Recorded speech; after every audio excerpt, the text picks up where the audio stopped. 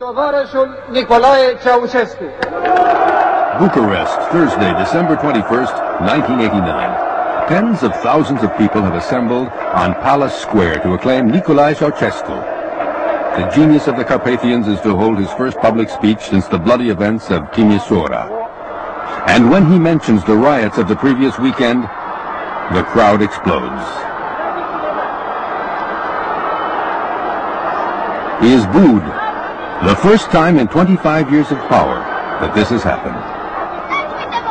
For a quarter of a century, Ceausescu ruled Romania with an iron hand. But today, December 21st, the people are not afraid to show their despair and their hatred. The crowd swarms through the streets. Everything begins to spiral, and the Ceausescu empire quickly collapses. At 11:30 a.m., Vasily Maluchan receives the order to take off from his airbase located in a suburb of the capital. We flew to the center of Bucharest from the north, to what is now Revolution Square, previously Palace Square.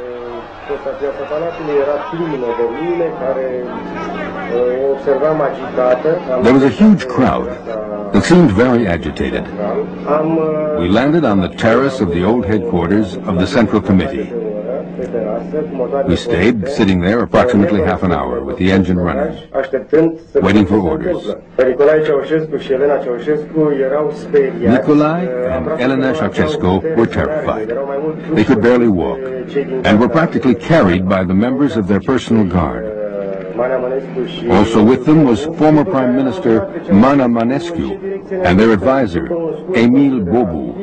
Then I asked Ceausescu where we were going, and after a brief consultation, he and Elena told me to head toward Snagov. We landed 10 minutes later.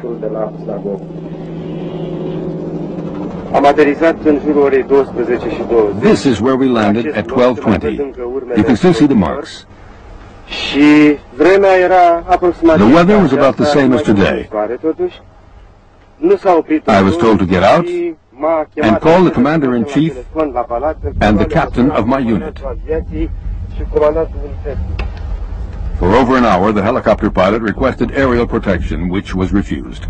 In the meantime, Ceausescu, on the phone in the villa, tries to contact local party officials to no avail. About an hour later, we were with the Ceausescus, Emil Bobu and Mana Manescu, Ceausescu's former prime minister, who kissed his hand before leaving. The Ceausescus got into the helicopter with their bodyguards, and we flew off in the direction of Boteni.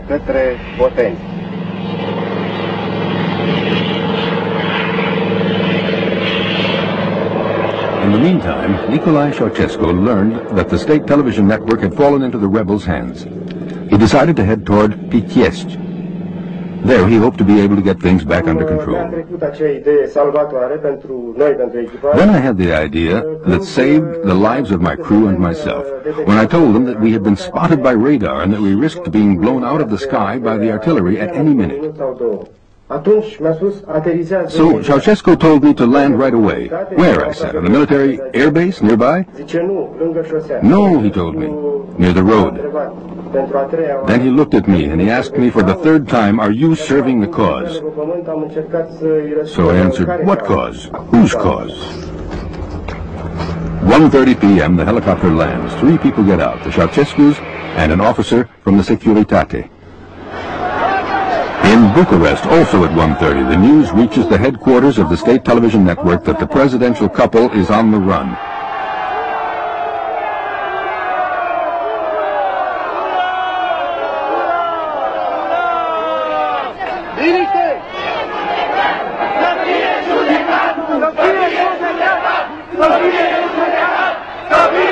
At the same time, 70 kilometers away, Nicolae Deca, a doctor, is taken hostage. Not far from the Boteni military air base, I saw a man standing by the side of the road in a leather coat and holding a walkie-talkie. He motioned for me to stop. He looked at me and then pointed to 2 people standing on the other side of the road. It was the Ceausescus. They have to be taken to the militia at Gece.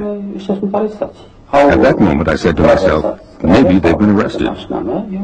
They crossed the road and got into my car. Elena had her left hand in her pocket like this. Francesco got in and sat on my right. After a moment, he looked at me and he said, "Have you heard about what happened?" I had my doubts. Should I say yes or no?